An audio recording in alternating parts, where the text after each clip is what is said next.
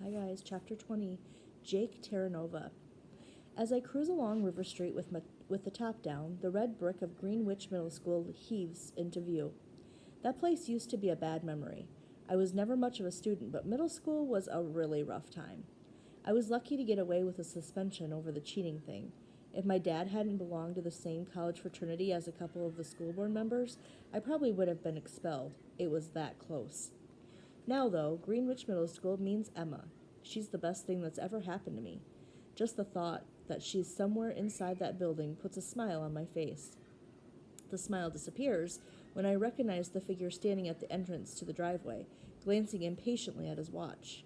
Mr. Kermit, my old teacher, the man who has every reason to drink from the haterade where I'm concerned. Back in 7th grade, I was so happy not to be expelled that there wasn't another thought in my head. It never crossed my mind that the episode might cause problems for my teacher. Why would it? Mr. Kermit was completely innocent. Who knew that better than the guy who was completely guilty? But that's only half of it. According to Emma, Mr. Kermit's life crashed after that. His reputation was shot. His engagement to Emma's mom fell apart, and he totally burned out professionally. Honestly, I had no clue until Emma showed me the article about the Vuvuzelas. The fact that the scandal still sticks to Mr. Kermit after all these years is nuts. Not that I ever had the power to change anything. I was a middle school kid in big trouble. I followed my parents' instructions to the letter. Basically, shut up and keep your nose clean. Now that I know the extent of it, I'd do anything to make things right. The problem is, it's too late. Sure, Mr. Kermit is letting me help with his class of the Unteachables, and I'm getting along great with the kids, but as for the teacher himself, no dice. I checked the clock on my Porsche's high-tech dashboard. It's only 2 p.m. Why isn't Mr. Kermit in school? I pull alongside him and wave. Mr. Kermit scowls at me with what Mateo calls the Squidward Grinch face. That kid's pretty weird, but he's actually usually pretty spot on. He's nicknamed me Han Solo because both of us are lovable scoundrels. Maybe I walked away from the cheating scandal with a slap on the wrist, but lately it's come back to haunt me in all sorts of ways. Everything okay, Mr. Kermit? I ask. My taxi is late. Right, his car is in the shop.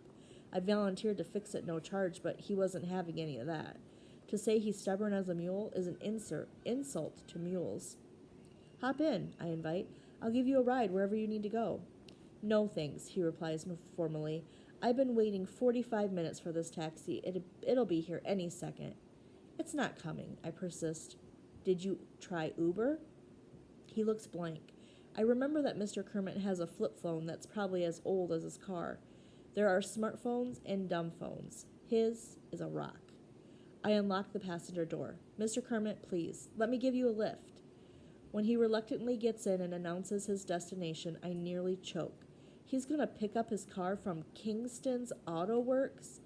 Are you serious? You took your car 15 miles out of town just to avoid my offer to fix it for free? The response is a heavy dose of Squidward Grinch face. I don't want to owe you anything. You wouldn't owe me anything, I'm practically whining. I would have been happy to do it. He's sarcastic. Well, as long as you're happy. That's not what I mean, and you know it. I enjoy doing favors for friends. Mr. Kermit doesn't like that, so I adjust my new word choice. For people I know. You used to be my teacher. I remember. This is it, my chance to clear the air and apologize. But as soon as the thought pops into my head, I know he won't let me. Better to shut up about it. Maybe as the two of us spend more time together, I'll get another chance. And maybe the moon will fall out of the sky. When the Porsche reaches Kingston's Auto Works, Mr. Kermit takes out his wallet and tries to pay me for the gas. When I won't accept it, he stuffs a $20 bill into the glove compartment and gets out, not bothering to say thank you. I get out too and receive a generous helping of Squidward Grinch face.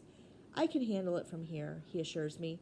I'm going in with you, I insist. I don't want you to get ripped off. These guys are all crooks. Including you, Mr. Kermit inquires innocently. I run a totally honest shop, but still I feel my cheeks flush. An old clunker like yours, the parts probably have to come in from the third world.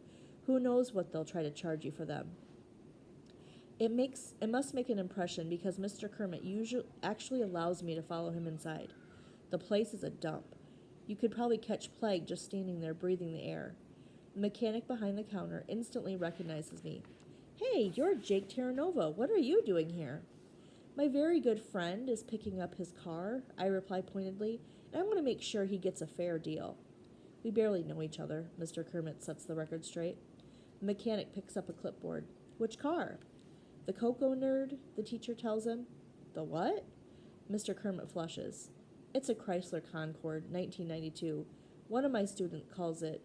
He's different. I snap my fingers. Parker, right? What's up with that kid?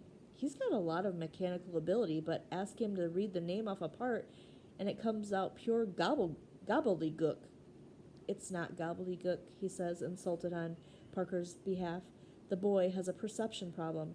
He sees all the letters, but his mind rearranges them. Concord to him is Cocoa Nerd. Like an anagram? The mechanic butts in. You should meet my boss. He's an anagram maniac. You look at a word, and to you it's just a jumble, but he can pick it out in a heartbeat. Poor Parker. That kid's got real potential. But how's he ever going to pass an engineering exam if he can't read the questions? All right, where's the car? Car's not ready, the mechanic tells him. There's a part coming from the Bahamas, and it's held up in customs. Instead of getting mad, Mr. Kermit acts like he's in a completely different world. Anagrams? He repeats slowly. He grabs my arm. Let's go. You have to stick up for yourself, I say sternly. I turn to the mechanic. Is this what you call service? If I ran my shop this way, I'd be out of business in a week. How's the part coming from the Bahamas? By Manatee? It doesn't matter, Mr. Kermit insists. Take me to the bookstore. The bookstore? You don't need books. You need wheels. Back in the Porsche, he explains what all this is about. Parker's mind turns text into anagrams.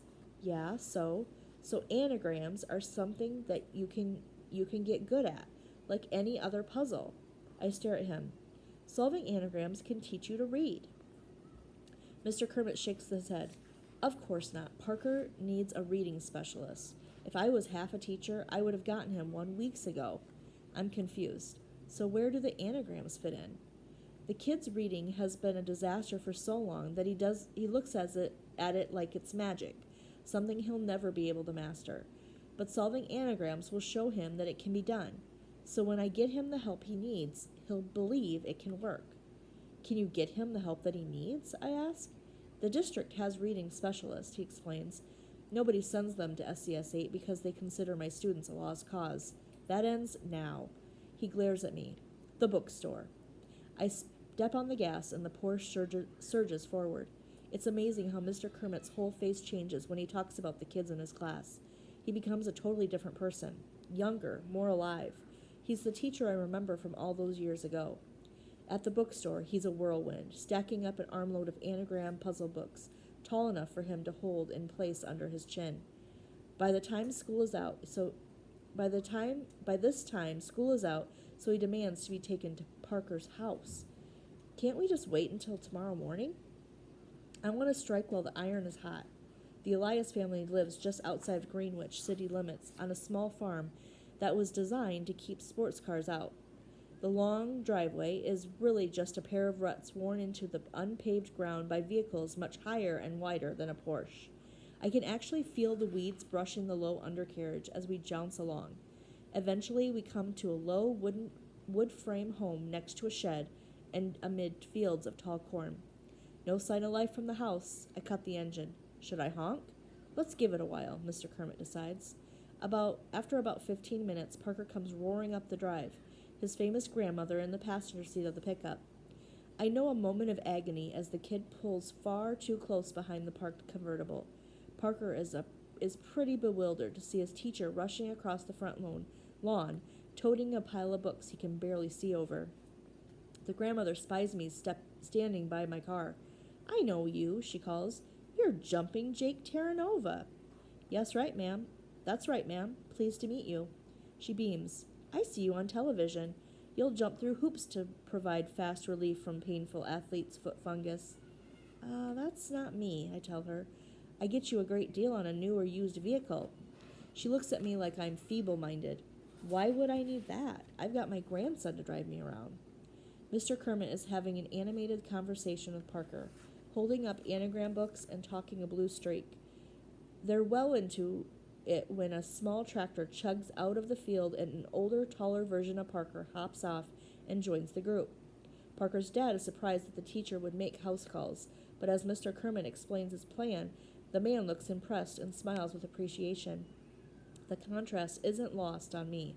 Mr. Elias's gratitude for a teacher who's willing to move heaven and earth to help a student versus my folks all those years ago. They rescued their son, and I'm thankful, but in the process, they hung the teacher out to dry. Mr. Kermit deserved better. I hope someday I'll get the chance to make it up to him. All right, that was chapter 20.